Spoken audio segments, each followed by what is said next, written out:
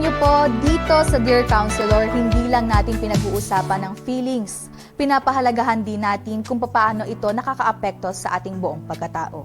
Sabi nga ni Ms. Lan Fernandez, author ng What's in Your Hands, renewing your mind can lead to better outcomes. Not just spiritually, pero pati na rin sa physical health natin.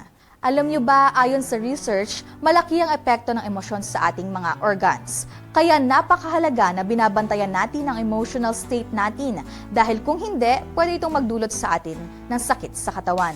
Halimbawa, ang galit ay may epekto sa ating atay. Ang matinding lungkot o grief sa ating baga.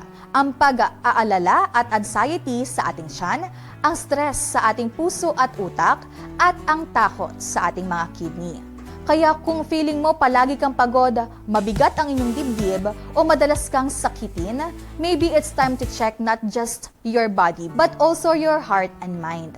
Ang paalala ni Ms. Lana, we must prioritize our emotional health to protect our bodies because our body is the temple of the Lord. So kung may dinadala kang emosyon na hindi mo kayang i-handle mag-isa, nandito kami sa Dear Counselor para handang makinig, umalalay at manalangin kasama mo. Ako po, si Melanie Ocampo, ang inyong katagumpay. Curious ka ba sa mga ibinahagi ko? Don't miss the book, What's in Your Hand by Ms. Lan Fernandez. Isang practical at empowering na guide para ma-discover at magamit mo ang gifts mo sa life purpose mo.